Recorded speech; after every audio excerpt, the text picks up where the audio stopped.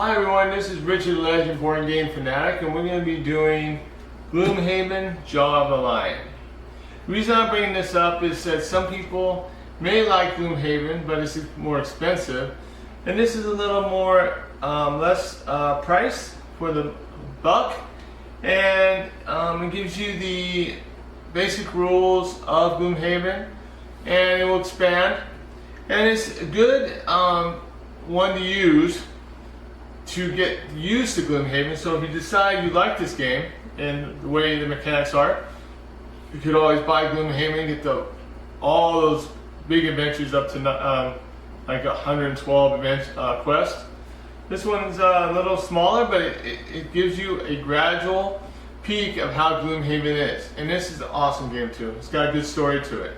So what I want to show you is from the beginning how this is set up, and it goes step by step through the process. So we're going to do this for the first scenario. Some of the stuff I will skip over that I already prepared the box pretty much, except for the characters and also the scenario. So I'll just go through some things about what we did. Let's go through the components real quick, and then we'll go into the scenario setup and stuff like that. So, hope you enjoyed the video. If you haven't subscribed yet, please hit that subscribe button. I would appreciate it. Also, if you want to be notified of any other games that are coming out, this will be my 72nd game that I've put out on the site. I hope everyone who's come to my site enjoys these games. I do this every day because I love board games. I love playing board games. I love bringing it out to the public so they can get used to it. I say, hey, I like this game. This is pretty cool for my family, or this is cool for my friends. I can enjoy this game with them. So that's why I'm doing it. It's not because of the followers. It's not because of everything else. It's just the pure joy of board games. So I hope you enjoy it. So let's get to it, and we'll get to the table. Thank you. Okay, the first thing we get to is the first page of the box, and it says, "Welcome to Gloomhaven.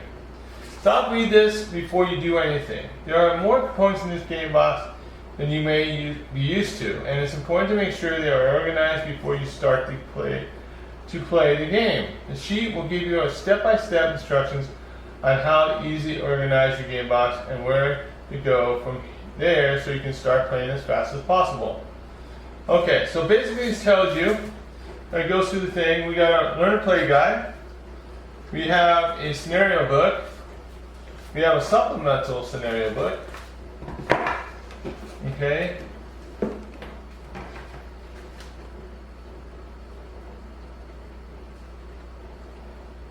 Oh, the rules glossary got stuck in between right there. Alright, we have our map, city map. And then we have a sticker sheet. So all these, they basically tell you to set aside. So we're going to set them aside real quick. We'll just go right here. Alright, and then what you do is you got a bunch of port spoilers. I already did that. These are the tiles and stuff we need for the game. So those are already done, so I don't want to go through that. We also have our dials for our characters. Those are already set up, ready to go. We got a we won't discuss this right away, so we'll put this to the side. That is not important for now. And then they told us to put all our monsters together in bags, and that's what I did already. So that's been done. I'm going to throw those in this box over here. We don't need them now. So we'll throw those in there. And I took care of all that stuff already. And then we got also our little stand for our monsters. Okay. And then we left in the game box, you will find 4 larger tucked boxes. Okay, these are the characters. 4 character icons, 8 small boxes with character icons and letters, and 4 red and blue dials. We already talked about the plastic stands, multiple wrap decks of cards slotted into a plastic tray. We got those. We can sort those out. We have our ability cards. I already sorted those out. The words basic grouped in the cards at the same time without basic. Okay, take out the small Rid monster ability cards in the deck of large equipment monster stat cards and sort the ability cards into separate piles based on names on the back of the cards.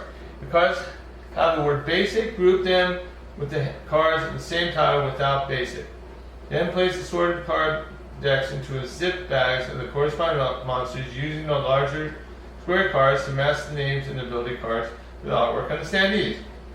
Note that there are 2 sets of imps, black and blood, and 2 sets of monstrosities, rat and blood, but only 1 deck of ability cards for each pair. It doesn't matter which 2 bags you put them in, as long as you remember later where it is if you need it for the other monster set and pair. Place the boss monster ability deck in the bag with the unique monster standees. Now that you know the names of the monster sets, you can also place 1 rectangle token in each bag, matching up the name written on it with the name on the ability cards, with the boss token going in the bag of the 3 unique bosses. 4 leftover rectangle tokens will go into separate zip bags, 1 for each of the 4 player characters in the game. With the monsters and the rest of the punch tokens sorted, you are now start to learn the game. With that, you will want to reference Learn to Play Guide, which will give us a approachable way for people to learn the game while playing through the first 5 scenarios. There is also a rule glossary with a complete set of rules you can easily reference, but it's highly recommended that you learn to play using the guide and use the glossary to look up your questions you might have during play. You can find a complete list of components on page 28 of the rules glossary. You can wait for the game rule to arrive before doing anything else, or you can read the Learn to Play guide ahead of time to speed up your group's learning process. Either way, when your group is ready to start playing, first read the front cover of the Learn to Play guide, which will direct you on how to start setting up your adventure, setting up your campaign. Have fun. Awesome. Alright, so that's done. Alright, so we go to our Learn to Play guide. So welcome to Gloomhaven. This game is a fully cooperative with players working together to navigate their way through a campaign of scenarios. You will not play it all in one sitting, but it can easily be saved at the end of any single scenario. This book is meant to walk you step by step through the first 5 scenarios of the campaign, after which point you should have all the tools to continue on through the rest of it. It is encouraged that you play as you read this book. Anytime you see the icon, exclamation point, off to the side, the next will direct you to do something in the game. Let's start to setting out the scenario book. Its front cover contains an introduction to the story of the campaign and will direct you on unlock scenario 1. Each scenario is meant to be played until successfully completed, and then players will move on to a new scenario. Playing with scenario 1 will unlock scenario 2 and so on. Now go ahead and read the front cover of the scenario book and refer back to the scenario 1 worlds here on page 3 when the scenario book directs you to do so. Okay, so go to the scenario book. Alright, so it will be good to get back to Sleeping Lion. After a fortnight going up and down the Still River, chasing a bad lead on a missing blacksmith, you can almost feel the warmth of the inn's hearth when Gloomhaven's walls come into view. You are almost home. To be fair, it's not just the blacksmith. An alarming number of people within the poorer districts of the city have gone missing. Usually nothing comes of it, though just another poor soul forgotten here on the edge of civilization. The blacksmith's wife, Sandy, however, managed to somehow scrape enough money together to hire you and find her husband. You're not sure where the money came from, but no matter the source, it couldn't have come easily, which makes it doubly painful to return to the city empty-handed. True, Sandy was a little light on the payment, but you are the Jaws of the Lion, one of the most well-known mercenary groups in the backwater dump of a town. Surely it can't hurt to take a charity case every once in a while. Getting good jobs is about to maintain a reputation, after all, which is why you really need to get to the bottom of this and not return to the widow with nothing but calluses on your feet. Also, you shouldn't call her a widow to her face, at least not until the fate of the blacksmith has been confirmed. Given, however, that none of those who disappeared have returned, the outlook is grim. As these cheery thoughts pass through your mind, you notice movement up ahead and immediately draw your weapon. The sun has dipped low in the sky, reducing visibility but you can clearly see some ramshackle wooden barricades blocking the road in front of you. And sure enough, as you cautiously approach the scene, vermlings jump out from behind the obstruction, blasting crude swords and sharp sticks. You have to admit, you are quite tired from the day's journey, but still, these oversized rats certainly picked the wrong group of travelers to ambush today. You are the jaws of a lion, after all, and are always ready to show there's only one outcome for people who dare threaten you. Rewards. New location, roadside ambush 1. B1. If you haven't yet, read the first section, learn to play guide before continuing on to scenario 1. Okay, so now it's telling me to go back to the first section. Alright. So, scenario rules. To start, perhaps you noticed this on the scenario book. New location, roadside ambush 1. This means you take the first sticker from the sticker sheet labeled roadside ambush and place it on the B1 square on the city map board, such that artwork lines up. So basically we did, it's right here, roadside ambush B1. Okay, and we put that sticker there. Okay. The city board is a way to see what scenarios are available to you to play. At the moment, only scenario 1 is available, but as you progress through the campaign, more choices will open up. Set the map board to the side for now. Okay, so we'll set it aside. Alright. Before we get to scenario 1, each player must decide which character they are going to play. There are 4 characters available, allowing up to 4 players to participate in the game. Playing yourself. If you are playing the game by yourself, you will need to control 2 separate characters. Take note that this is more complex experience. If there are 2 or 4 players, it is highly recommended that each player only controls a single character. To choose which characters to play, find the larger and small boxes with the 4 character icons and remove their contents. Okay, so I'm going to be the hatchet. Alright, I'm going to be the hatchet, and I'm going to be the red guard. So I'm going to so alright, I'm going to take these 2 guys. Alright, and so I get this guy and this guy. Okay, so empty the contents. Cool. These figures on the characters in the small boxes. Alright, so we're going to take this out.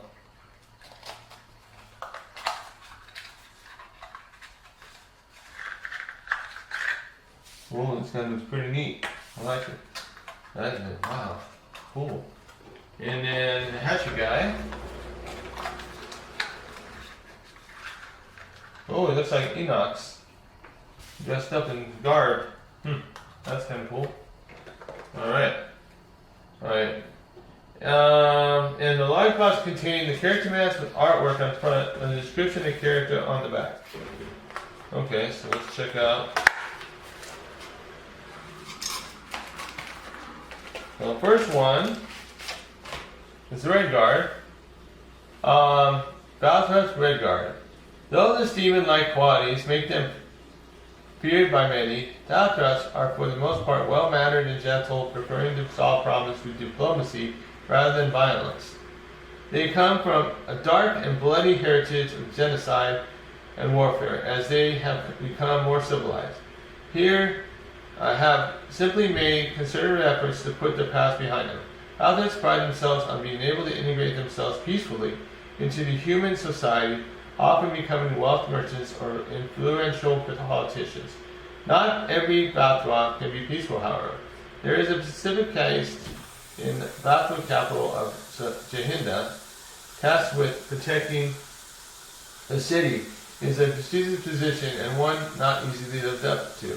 Outcast from Jinda for unknown crimes, the Red Guard found it too difficult to part from the identity as a protector, keeping the distinctive and red armor, as well as the protector, keeping the distinct red armor, as well as their chain, sickle, and shield. The only place to find work was a mercenary in Gloomhaven, and maybe, just maybe, by standing on the front lines and keeping their allies from harm, the Red Guard will find some way to redeem themselves. Not in the eyes of the Jinda culture, which has permanently turned its back at least within their own esteem. Okay, so that's red guard.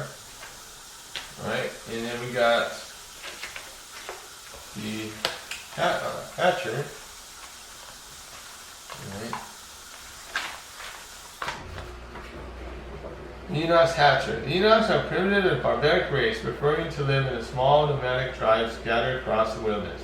There they subsist through hunting and gathering, scraping together a meager existence while fighting off the more dangerous creatures of the wild. What they lack in intelligence and sophistication, they make up for the superior strength and size, always eager to improve themselves in a challenge. And one should certainly take care of the challenging and Enochs. The society does not pay much heed to ethics or morality. For the Enochs, it is all about survival, kill or be killed. While the normal Enochs may be valued in Gloomhaven for their brute strength and endurance with manual labor, if you want to be a successful mercenary in the city, sometimes a little more finesse is required. Hatchers have fully embraced life in the city, outfitting themselves with the latest fashions. It is all a bit of a front, though, as the true passion lies in the arsenal. No one is better marksman with a throwing axe, and if anybody wants to challenge their claim, they had better be prepared for a duel to the death. Cool. This guy's pretty strong. Alright. Okay. And then we got the rectangular initial order token. Let's see what we got in here.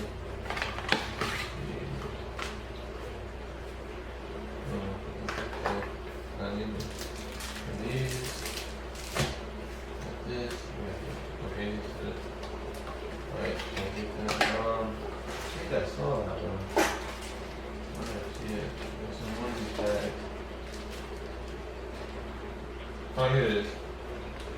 Yeah, it's the monster bag. What is it, the monster bag?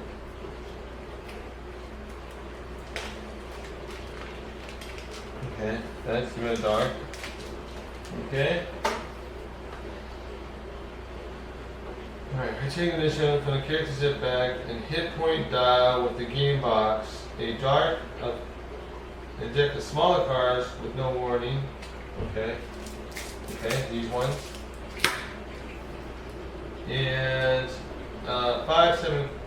first 7 cards from a large deck with no warning. Oh, so these. Okay.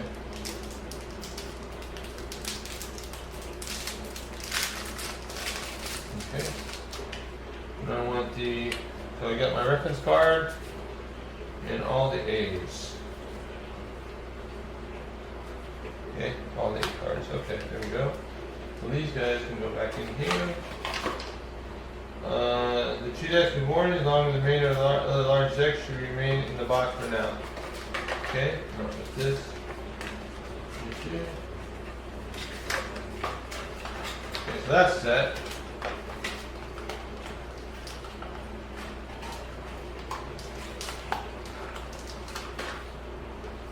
Okay, I'll put this to the side. I may need that later. And then, oh, geez.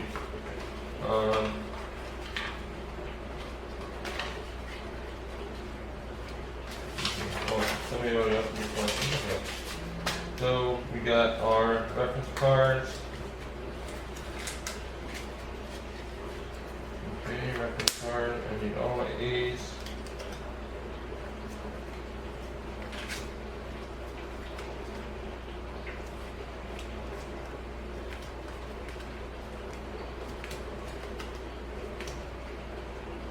These all go back in the box. Okay. These go back in the box. These go back in the box. This goes back in the box. These go back in the box. And these go out.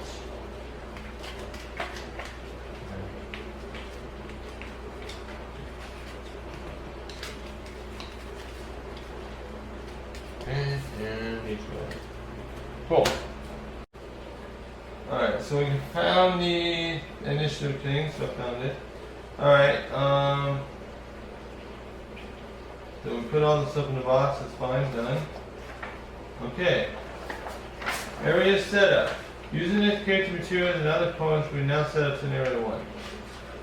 Okay, each player should place a character map, place reference card, 6 level 8 dealing cards with attack modifier, deck the small cards, and a hit point dial in front of them.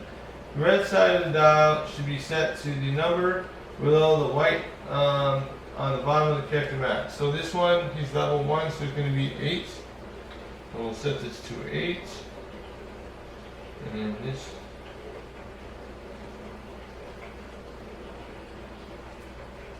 Wait, which one? Wait. I was wondering why the numbers are different. Okay, number 8. And then this guy, the red guard is 10. 10. Okay. Alright. Did that. Character initial order token should be placed in the center of the table. So, alright, so we'll put it here and here. Okay. Open the scenario book to scenario 1, 7, and place in the middle of the table. So we'll put it here. Okay. Alright. Which shows the scenario map that consists of the number of hexagons where the scenario will play out. Each player can now place a character figure on one of the starting hex icons. Okay, so we're going to place it. Let's see, both these guys are pretty strong, so we'll put them next to each other. Okay. Alright. Retrieve the zip bag of Vermin Raiders. Okay, Vermin Raiders.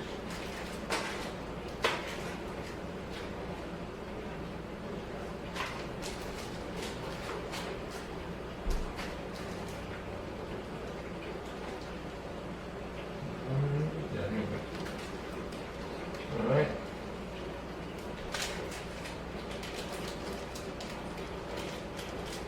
Here's the Vermin Raiders token, it goes over here. And here's the Vermin Raiders. And smaller cards are not needed for the scenario. Insert the star back card in one of the 6 envelopes from the box. So the area that 1 is up in that corner is showing. Okay, and place it next to the scenario sheet. Okay, so we need a 6 one. And then we need Vermin Raiders. Here we go.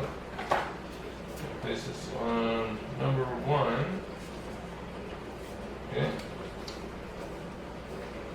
Oh, 1, 2. Alright, there's something there.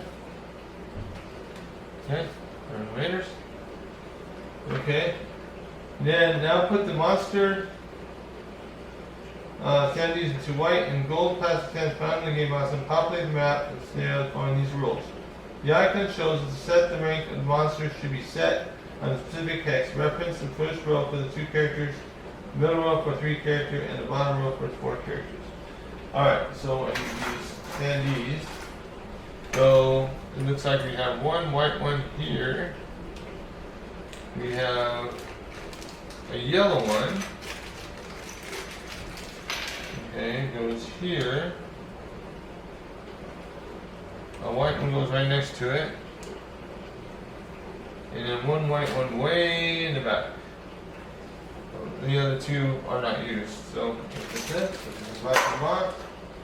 Okay. Alright.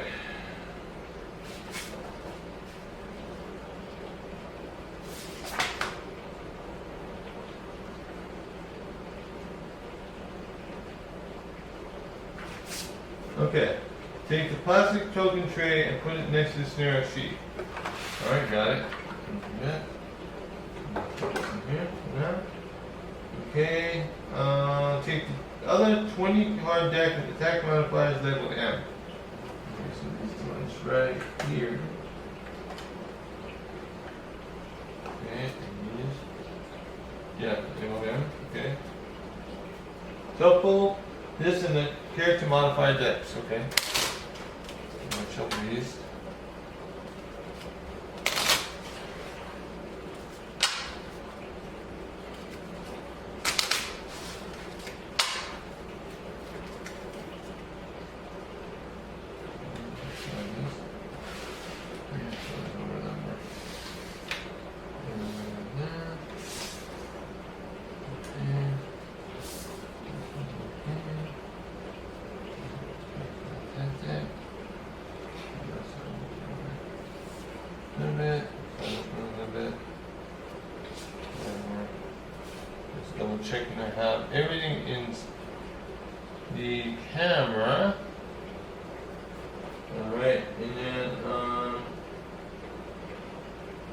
Scenario book features. There's a lot of important information in the scenario book that should be noted. Scenario number, title, and city map or location for each reference to all the scenario. When this is achieved, the scenario is successfully completed in the base. In this case, all monsters on the map must be killed. Scenario key. Listing what monsters have from the game box and what tokens and tiles from the token tray will be needed to set up the map. In this case, all that are needed are the Burnley Raiders. Map layout. For this scenario, this just shows that the blue page spread in the scenario is sufficient to depict the scenario. Future scenarios may also show a separate page from the supplemental scenario book is needed. Introduction text. Read this now. Okay, so the road back to Gloomhaven has been long, and now to get attacked by vermins when all you want is a warm meal and a soft bed, well, it makes you mad. Mad enough to kill these mangy creatures before you collapse from exhaustion. Of course, the vermins have other plans. They gibber about wanting your coin and the meat on your bones. Nasty things, really. Best ignore the ranting and end this quickly. Alright. Vegetables text. Read this after the introduction. It gives you additional information not covered by the normal rule set. Okay, make sure each character starting hand consists of 6 ability cards marked A. The Burnley Raiders will act on initiative 50 each round. They will first move their base move value, and then, if the character is adjacent to them, attack for their base attack back. Okay, so they get to move 1, looks like, and their attack value is 2. Okay, kind of weak. So do not read this until the scenario has been successfully completed. For conclusion text, rewards for successfully completing the scenario, read this after the conclusion. Tips and rules and reminders, read these as needed during the scenario. Okay. Obstacle destinations on the scenario map signified by a green border. Obstacles texts cannot be entered. All destinations on the map, except each scenario are contained with a thick, dark border line. These lines are the walls of the scenario and cannot be crossed. Okay.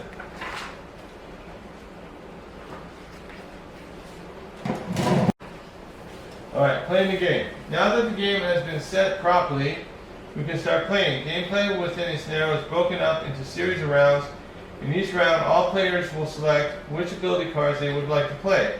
The chosen cards will determine the initiative order, which is the sequence to which characters and monsters will perform the turns. Once all figures and characters and monsters on the map have taken a turn, the round will end and a new round will begin. Every round follows the same order: card selection, ordering of initiative, character and monster turns, and end of round. Let's begin with the first part of the first round.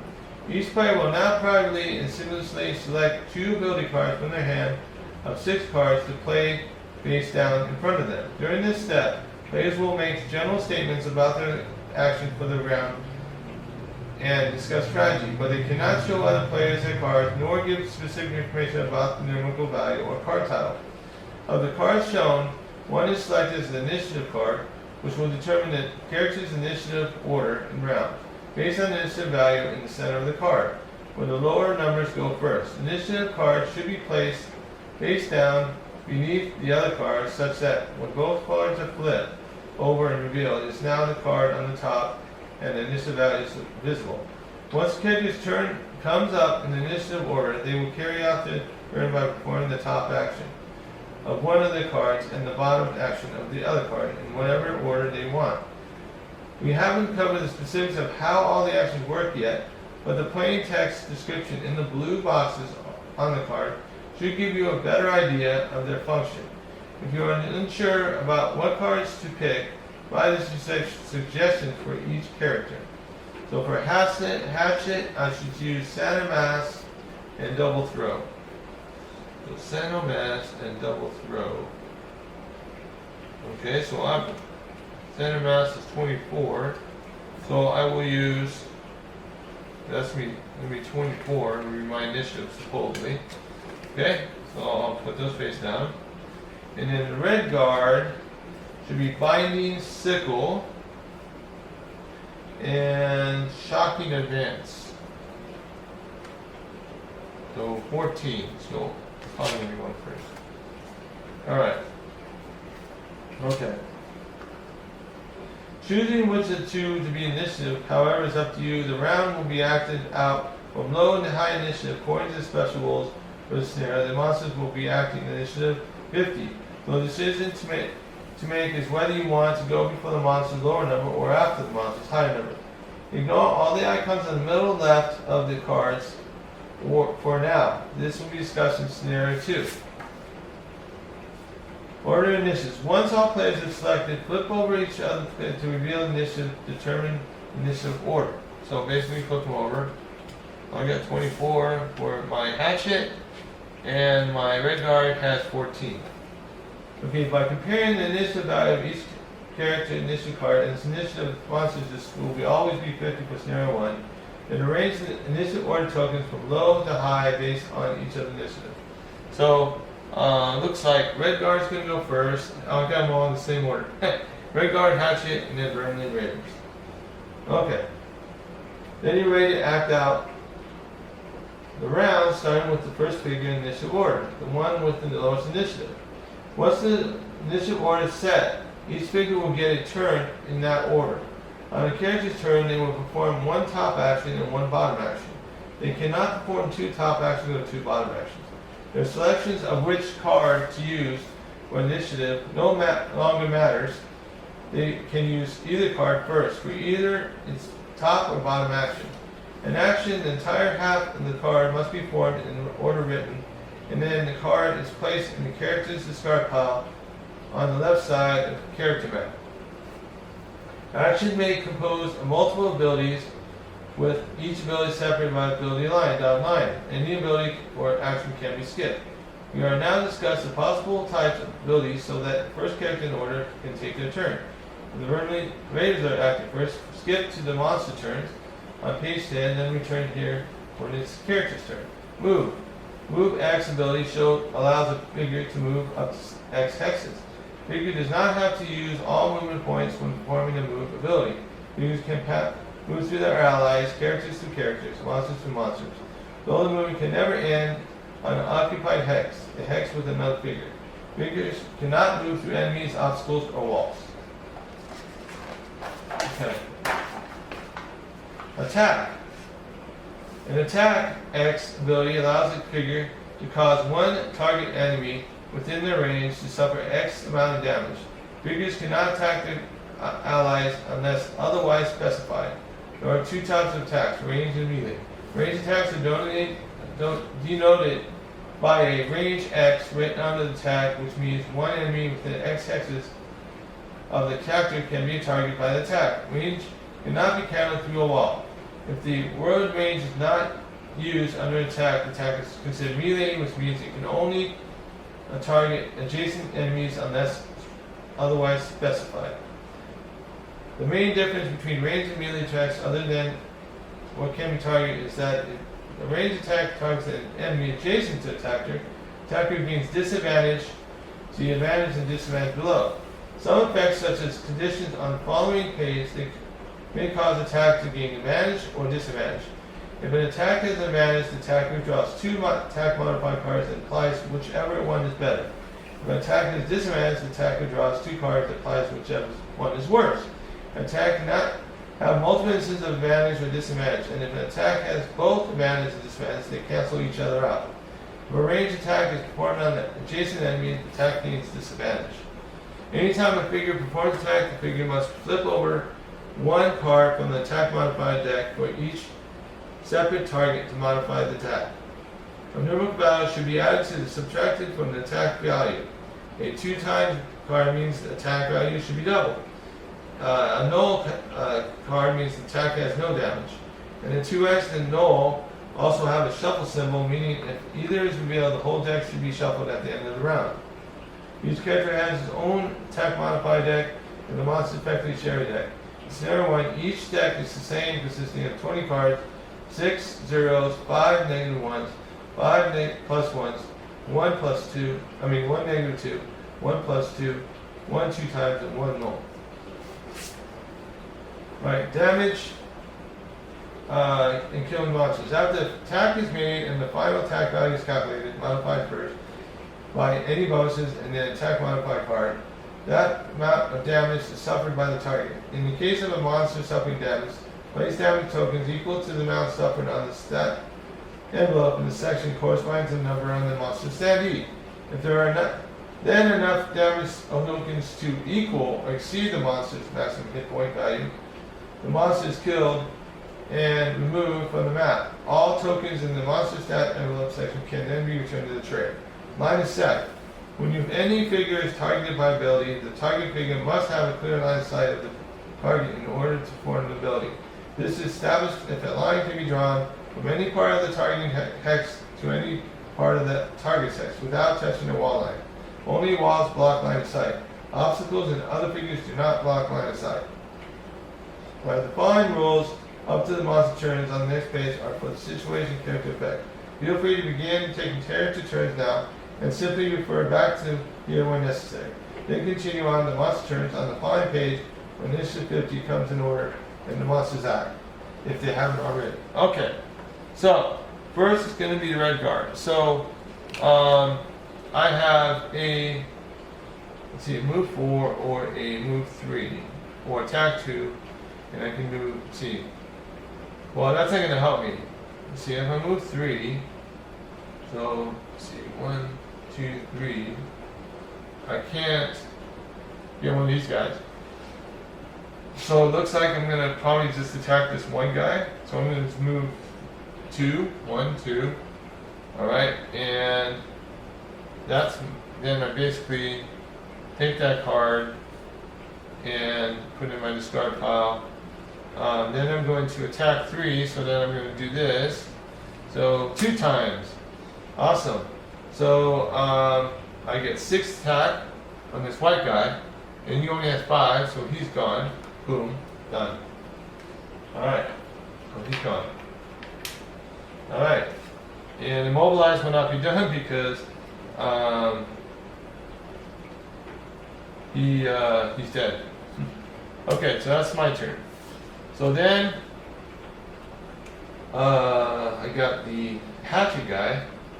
Let's see, he needs to move. Let's see, he's in range 3. He's in both range 3.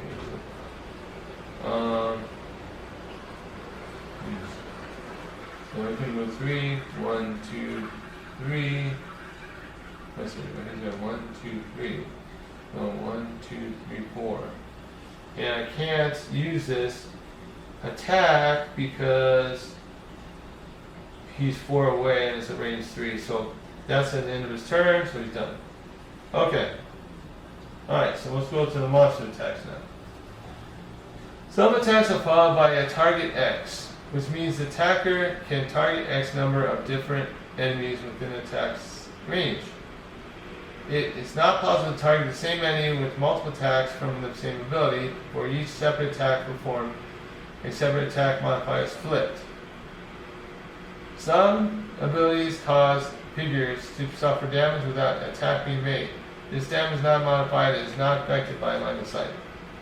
Conditions. Conditions may be applied as their own ability or as an effective attack. Even if the attack does no damage, conditions are still applied. There are 4 conditions applicable to scenario 1, 3 negative and 1 positive.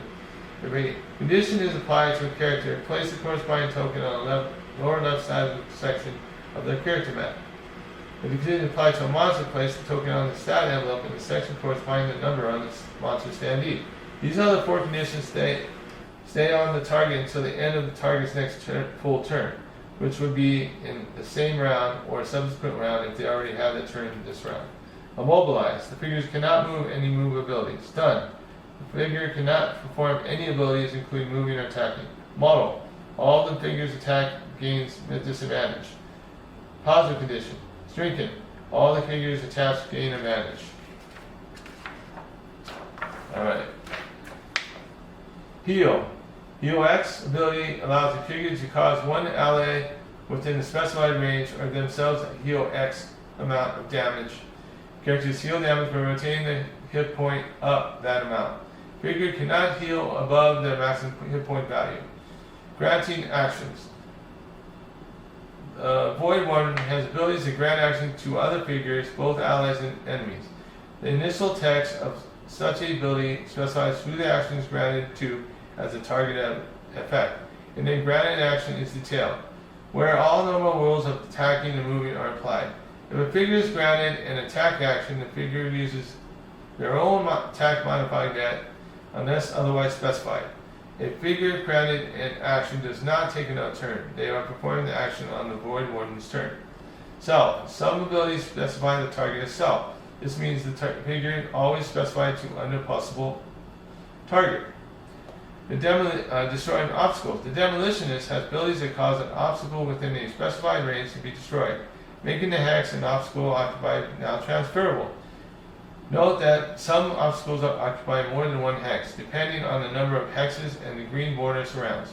When an obstacle is destroyed, place destruction tiles on each hex of the destroyed obstacle, even if the hex was out of range, to note that they are now more normal transferable hexes. Monster turns. And on initiative 50, the Revenants will now all act. Any single set of monsters will act on the same initiative, and the elite monster will act first in standing numerical order, and then the normal monster will act also in numerical order.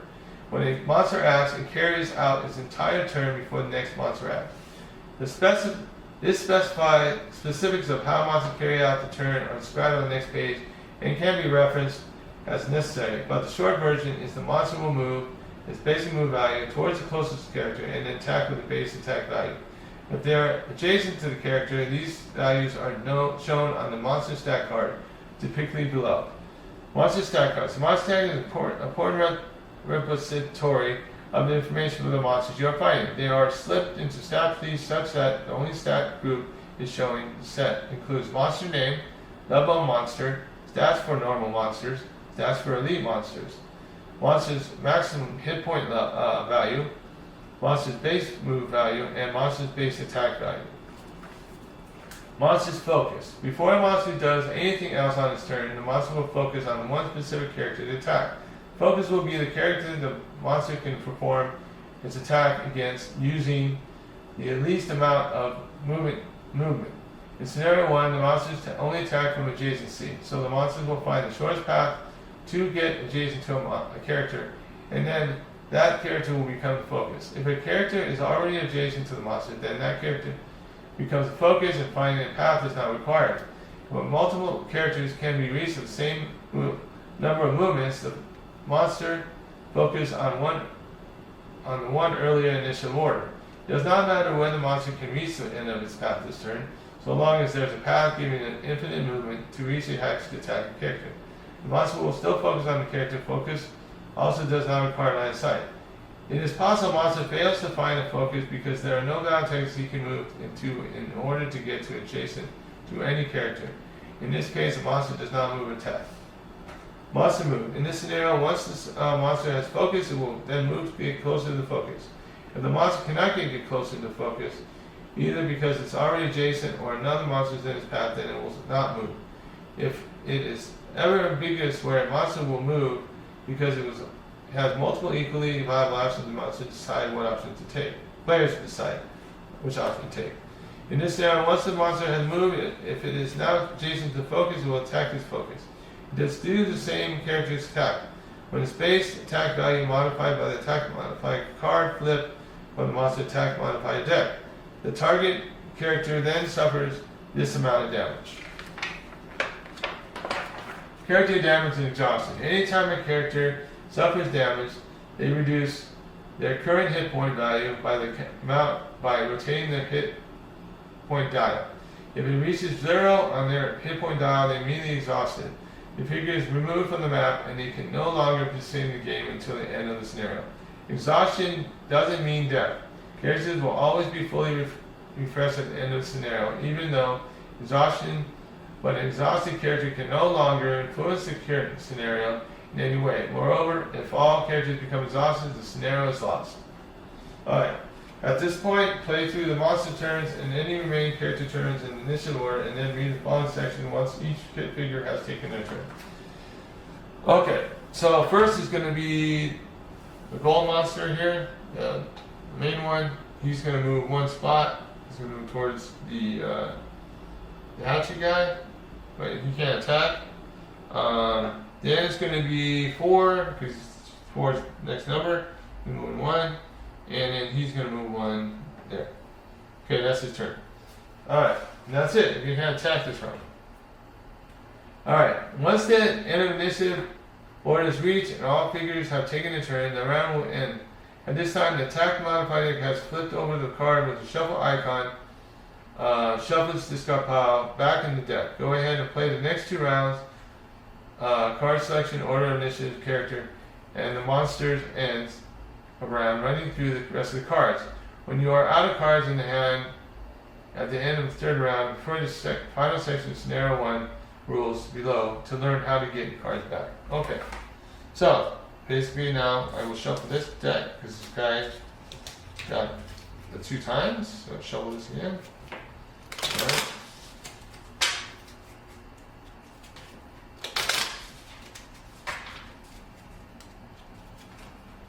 Now I'm going to do the rest of the rounds here. Cool.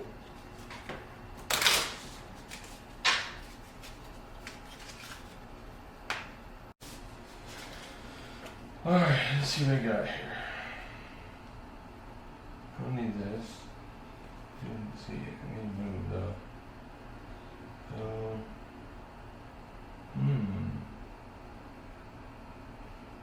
I think.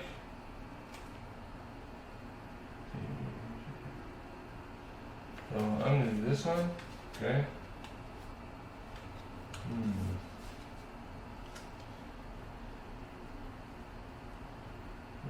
This.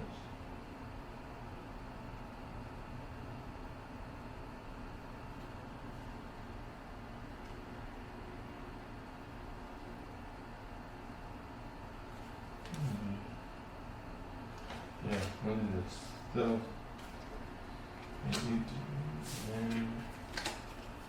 let's see.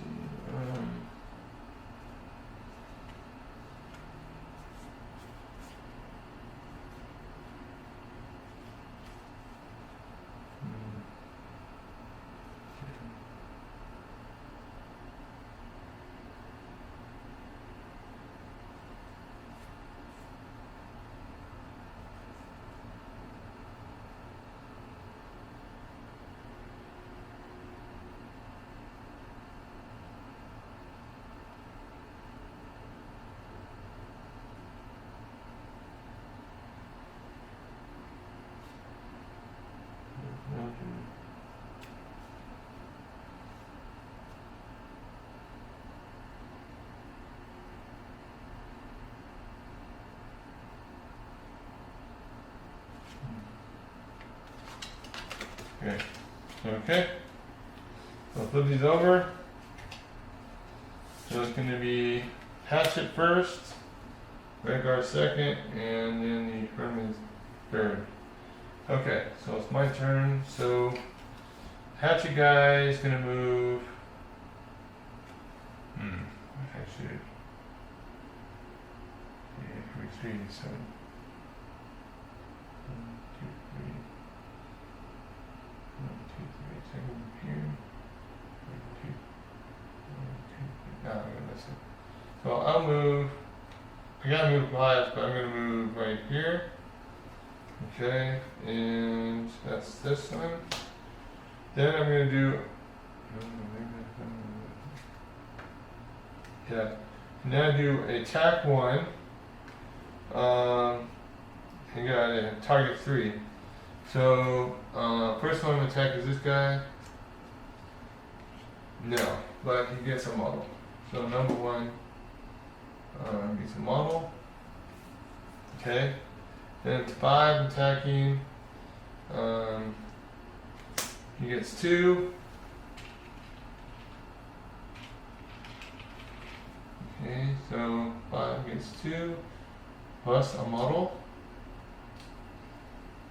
Okay.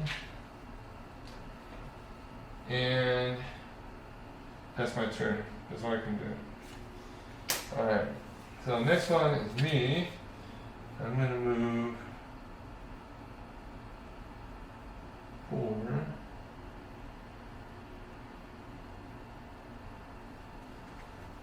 1, 2, 3, 4. Yeah. So 1, 2, 3, 4. Right, and then he's there. Then he gets an attack of 2. I only have one guy adjacent to me, so I only get 1. So he got +1, so he got 3 points of damage. 3. 1, 2, and 3. So 3. Okay, I still got 7 left. Okay, so that's my turn. Then it's going to be the Burnley's turns. And the first one's going to go is 1. He's focused on this guy. So he gets attack of 2, but he's got disadvantage, so he's going to take 2 cards. 1, 2, so he got 1 point of damage on me. So the red guard gets 1 point of damage, that's 9. Okay. And then 4 gets to move 1 spot. Let's see, 1, 4, 5. Oh, 4. 1, 2, 3, 4. Yeah, so he's going to go here. 1, 2, 3. Oh no, he's going to move 1. We got 1. Alright, so he's got 1. He's not attacking that turn. Okay, then 5 is going to move 1. He's going to attack the red guard. And he gets a disadvantage also. So 1, 2. So he's got 1 point of damage extra, so 3. So I'm at 6. Okay. Alright. Okay. Alright, and that's the end of the turn. Okay. So then these get shuffled.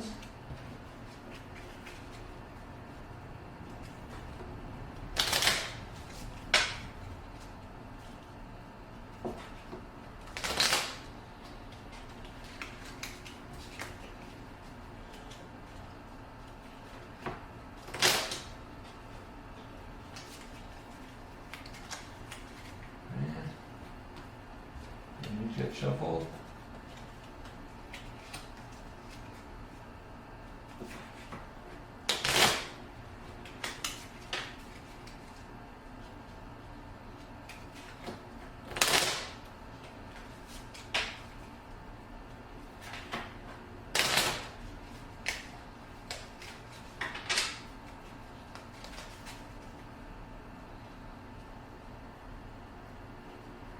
Okay. Alright, and then we go to the next round. So, first is do this, and you can do this. Alright, so it's going to be, again, Hatchet, Red Guard, and the Burnleys. Okay, so, Hatchet's got, let's see. Move. 1,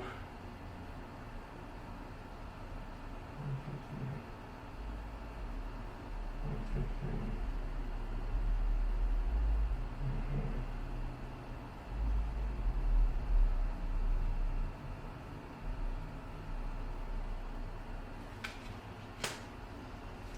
Okay.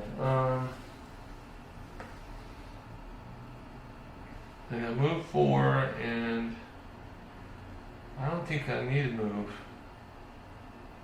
Oh, these, oh, I forgot. Let me take these off. These are all gone. So, alright, so I'm going to attack with attack 2.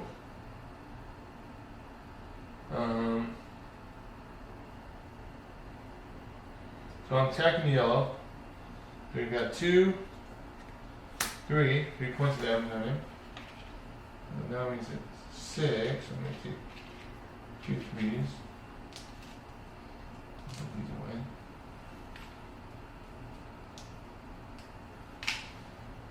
Three, 6. And then he's attacking number 4. We're going to take number 5. Number 5 is already wounded. I think I'll take number 5. So we get 2. So we got -1. So he gets 1 point damage. How much? Okay. Alright. So It's the end of my turn. Alright, and then I got this guy, this guy. Who's got the most damage? I got the most damage.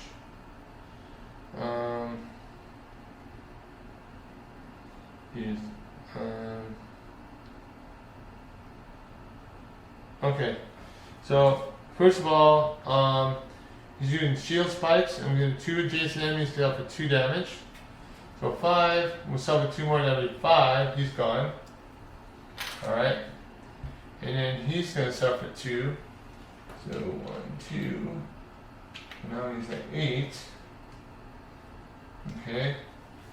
And then I'm attacking 2 with number 1. So you got 0, so he gets 2 more damage. You got total 10. The main guy's gone. Oh. Alright, so he's done. Alright, so next person who gets to go is this guy, and he moves 1. Boom. Okay. So, at the end of the 3rd round, all 6 of the ability cards should be in your discard pile.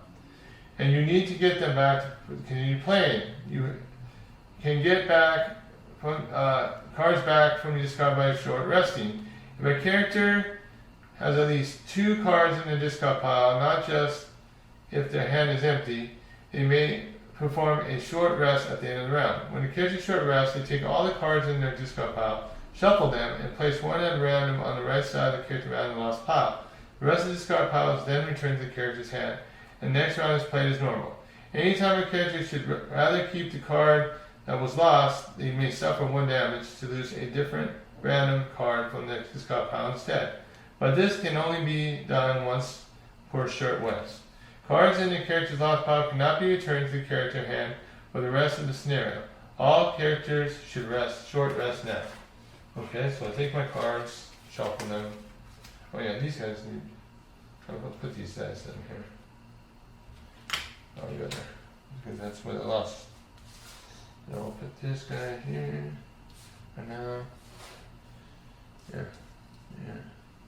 Okay. So, and take one card off, and then this is my hand. And this guy.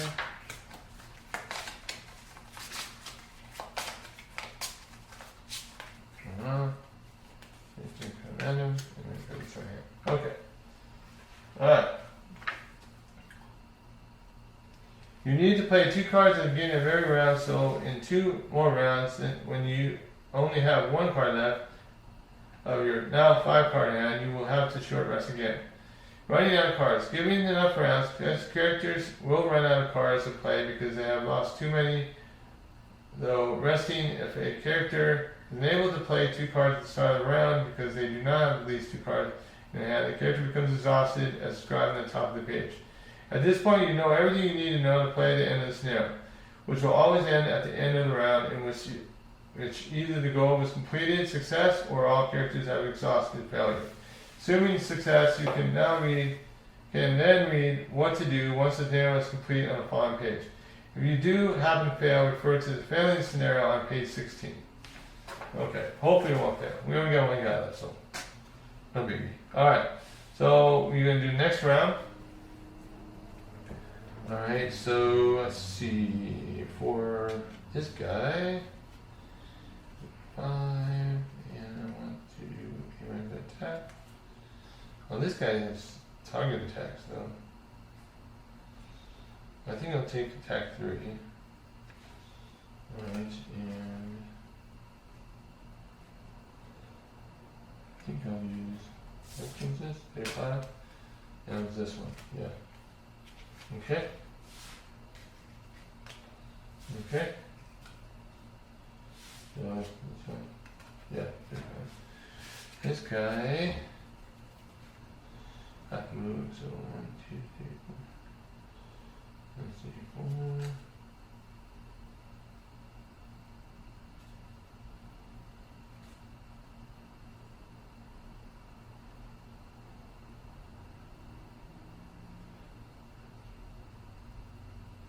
Yeah, I'll be fine. So,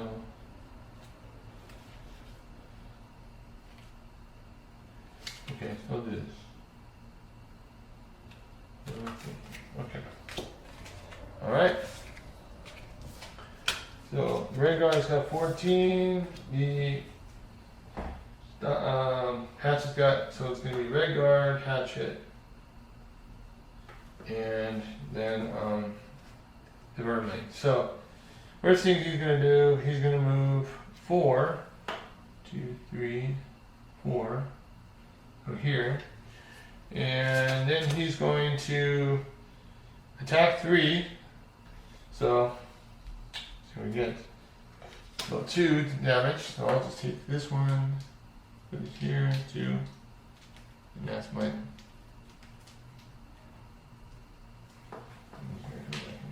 Okay. So that's my turn. Alright, then he's gonna get +1 attack to all his attack turns, so he's got +4, you got +1 plus 3, and he's in range, so he's gonna, so 0. So he got 4 damage, and he's got 6, so he's done. Boom. Alright. So done. Alright. So you wipe the blood of the last firmly. Oh yeah, well hold on, I need to go to this thing first. Okay. Congratulations on completing scenario 1. Read the conclusion text and scenario rewards. When you see the new location list on the rewards, that means you place a new sticker on the city map. In this case, place sticker scenario 2. It should match up with the art in section B1. New location, hole in wall 2. Also, because you finished the scenario, mark the white box in a sticker to verify it was completed. You cannot replace scenarios you already previously completed.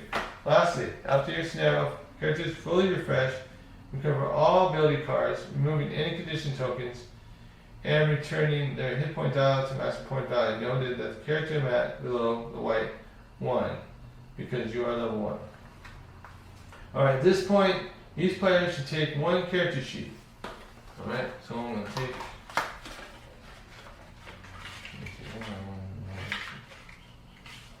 This guy's here. Alright.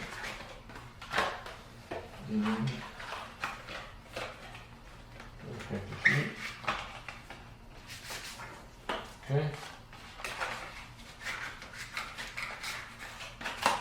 Okay.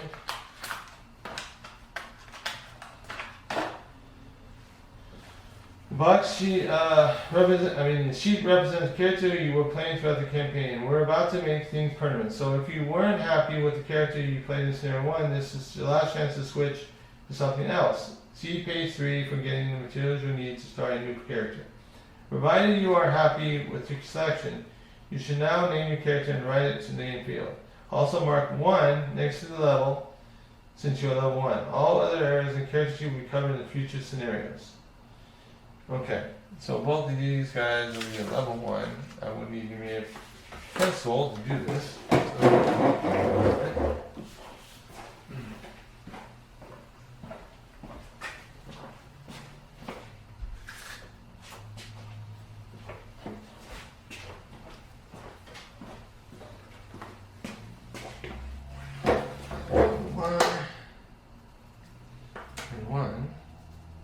Okay, so now my guy's back. Oh, my card's back. My card's back. Okay. Alright. And then characters should now retrieve the 2 level B cards written on the title from the deck of the ability cards in the character's large box and swap them with their pool of available ability cards, removing the 2 level A cards of the same name permanently so they still only have 6 cards total. Okay, so let's see here. Okay, so level B cards.